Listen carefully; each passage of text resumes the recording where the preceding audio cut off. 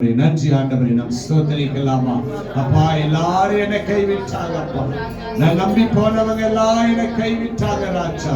ஆனா நீங்க ஒருபோதும் என்னை கைவிடலப்பா. நீங்க ஒருபோதும் கைவிடல ராஜா.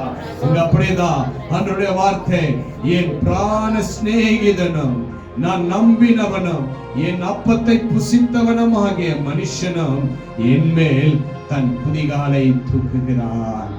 பிரியமான தேவச்சனமே, எல்லா நன்மையும் செஞ்சிருப்பீங்க, எல்லா நன்மையும் நீங்க செஞ்சிருப்பீங்க, நம்பி போயிருப்பீங்க, நம்பி எல்லா காரியங்களையும் சொல்லி இருப்பீங்க. ஆனா அவங்க தான் உங்களுக்கு என்னவா இருப்பாங்க? விரோதமாய் காணப்படுவாங்க. அவங்க தான் உங்களுக்கு விரோதமாய் காணப்படுவாங்க. அவங்க தான் உங்களுக்கு எதிராளியாய் காணப்படுவாங்க. உங்களுடைய அப்பத்தை கொடுத்திருப்பீங்க, அவங்க பசினும் போது எல்லா நன்மையும் நீங்க செஞ்சிருப்பீங்க, உங்க உடைய கொடுத்திருப்பீங்க, எல்லா நன்மைகளும் கற்றுக் கொடுத்திருப்பீங்க, காப்பாற்றிருப்பீங்க.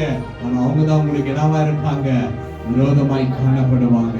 இன்றைக்கு பிரியமான தேவச்சனமே, மனுஷருடைய புத்தி எல்லாம் அப்படிதான், மனுஷருடைய எண்ணங்கள் எல்லாம் அப்படிதான், மனுஷருடைய சிந்தனை எல்லாம் அப்படிதான். அதுக்காக நம்ம என்ன செய்யக்கூடாது? சோர்ந்து போகக்கூடாது, விசுவாசத்தை விட்டு விடக்கூடாது. விசுவாசத்தை விட்டு விடாதபடி, என் தேவன் யார் என்னை கைவிட்டாலும், யார் என்னை விட்டு போனாலும், என் இயேசு என்னோடு இருக்கிறார் என்று உங்களுக்குள்ள விசுவாசம் காணப்பட வேண்டும். அந்த விசுவாசத்தோடு நீங்கள் பயணிக்கும் பொழுது கர்த்தர் உங்க பட்சத்தில் இருந்து பலனாய் காணப்படுவார்.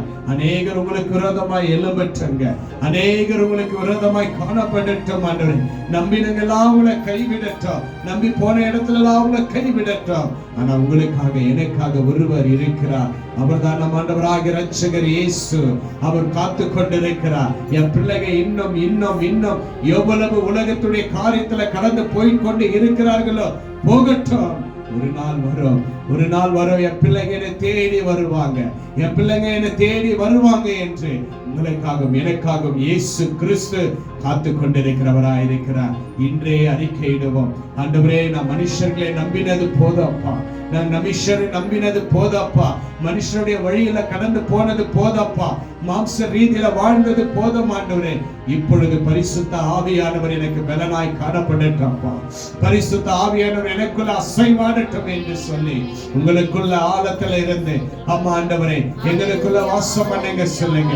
இயேசுவே, எங்களுக்குள்ள காணப்படுங்க அப்பா, இயேசுவே, எங்களுக்குள்ள காணப்படுங்க. இனி எந்த மனுஷர்களை நம்பி நான் போக மாட்டேன், எந்த மனுஷர்களை நம்பி நான் போக மாட்டேன், எந்த மனுஷர்களை நம்பி எதையும் சொல்ல மாட்டேன். என்னுடைய நண்பர் நீங்க அப்பா, என்னை பாதுகாக்கிறவர் நீங்க அப்பா, எனக்கு ஒரு தகப்பன் இயேசு நீங்க அப்பா. என்ன நீங்க பலப்படுத்துவீங்க, என்ன நீங்க தாங்குவீங்க, என்ன நீங்க தப்பு வைப்பீங்க, என்ன நீங்க நடத்துவீங்க என்று சொல்லி உள்ளத்தில் ஆழத்தில் இருந்து கர்த்தரை ஸ்தோத்திரிக்கலாம்.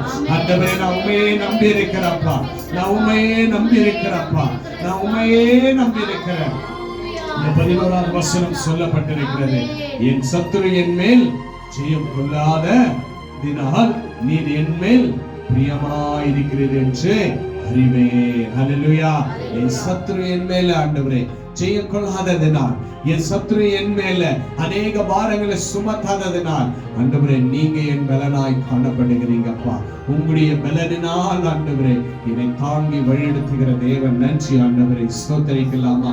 நன்றி ஆண்டவரே, நன்றி ராஜா, நன்றி இயேசுவே. ஆண்டவரே, மை துதிக்கிறப்பா, கர்த்தாவே, மை துதிக்கிறோம் ஆண்டவரே.